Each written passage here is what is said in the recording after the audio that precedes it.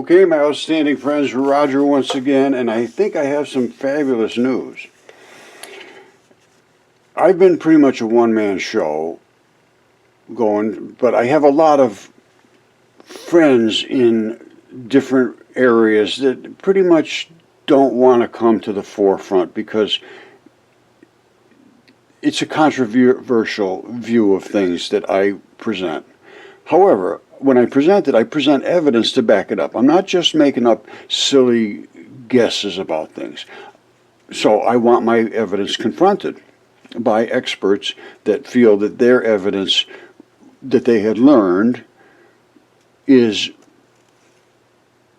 more influential than the evidence I support that I have shown from experiments and so forth. Now, fortunately, to my good fortune, I had a fellow get a hold of me. I'm going to talk about him later, but his credentials are that he was with the Army Corps of Engineers as a, like, I guess a subcontractor type of thing, where they looked to him for questions about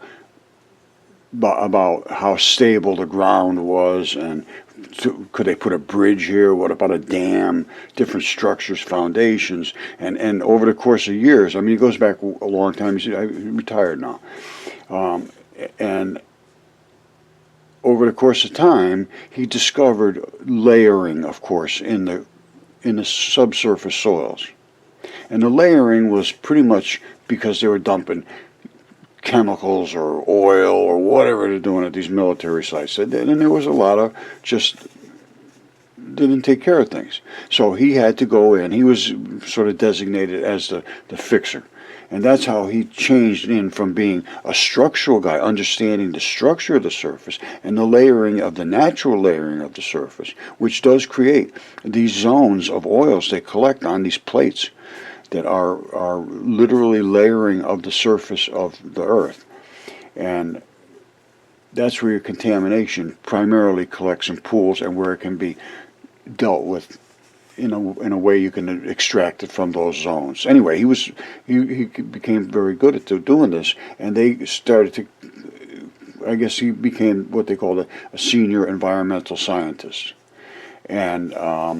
And he saw my work, and he said, "Yeah, you're right on the money here. You're saying the things that I have seen. I know about these things, and I want to interact." And I said, "Whoa, fabulous!"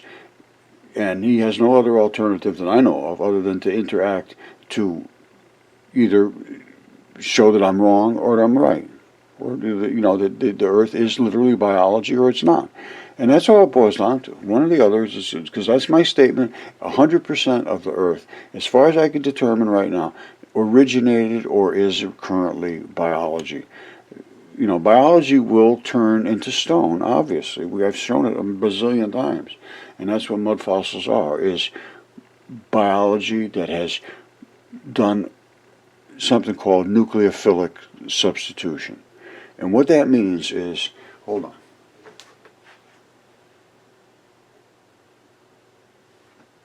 All right.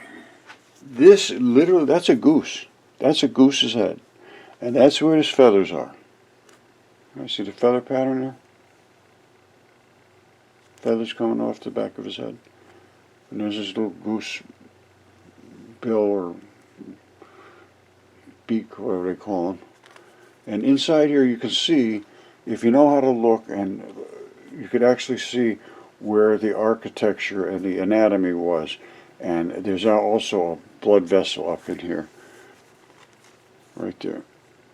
Artery that you can dig into, and I'm sure there's going to be some DNA still in there deep inside, because that's how these things collect, deep inside in the rocks. And I've had my stuff DNA tested and CAT scanned and everything, so there's not much of a question about does it exist. It does exist, and it needs to be examined. To just deny it after having all the evidence that I have, like I say, CAT scans, DNA tests, specimens, everything. Now it's time to look into this. So what we're going to do, though, is look into the ancient history of our Earth. When I saw something on Gaia today, I believe it's Billy Carson was on there with George Noory, talking about the Enuma Elish. I haven't watched it yet, so we're going to watch it together. But I have studied deeply Hesiod, Herodotus, Ovid. Ovid's the one to read because he summed everything up till the time of Julius Caesar, and he took everybody into account. Homer and Hesiod, the Theogony, and it's all based almost very, very, very, very similar to the Bible, but so crazy and so spectacular, and giants and monsters and dragons, that nobody ever gave it any credence because it just was too spectacular. But now I have found these things are absolutely factually provable. And I've shown them over and over and over. And again, my DNA tested giants are absolutely incredibly enormous, 150 feet tall-ish.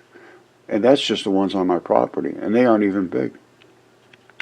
Okay, my friends, it's the same old story at Mud Fossil University talking about giants. Alright, it seems clear to me now that there was two separate generations of giants that were completely enormous. This is the second generation. This isn't even the big generation. There were giants in the earth in those days. And then after that, there was more giants, and they became the men of renown. And that's what these were. Now, and this is in Italy somewhere, but they're all over the earth. Here, I'll show you in the United States, right next to Yale, New Haven, Yale Peabody Museum. Okay, my friends, if you go back and read the ancient texts and then do some research, you'll see that they seem to hold water. And they held a lot of water at one time, which was the flood. And there was giants, and they drowned, just exactly what it said. And they are part of the landscape, exactly what Ovid said in the Metamorphoses. Alright, this is in Italy somewhere, I believe. I'm sure somebody will be able to put a link to something that gives a little more interest to this story about this town, which is built on the body of a giant. Now, they are literally all over the earth. There was giants in the earth and on the earth in those days, and there was two sets of them. And the second, they were so bad and so vicious and so nasty that they all had to be killed. And that's what the Great Flood did. Okay, you saw the other one looking straight down. Well, this is Sleeping Giant State Park. It's right next to Yale, which is the Yale Peabody Museum. They want to look into all this stuff. Well, guess what? There's stories were written about this. It was Hobomuk. He was a giant that terrorized the Indians. They finally killed him, and this is his body. And not only that, there's ribs. I can show you, which I will right now. The ribs are still there.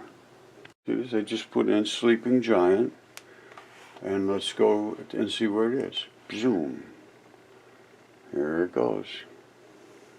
Sleeping Giant State Park. Bam. Alright, now, I'm going to find his ribs. Hold on a second. Alright, now look, this is very, very easy to see. This is his head, and the chest sweeps up around this way. You see the chest coming way up here? You see it sweep over the top? Well, guess what's right here? Ribs. You see, these are the ribs.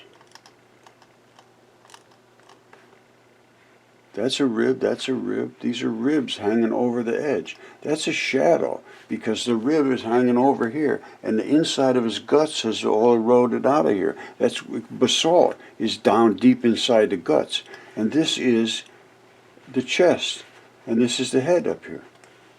You see, this is the head.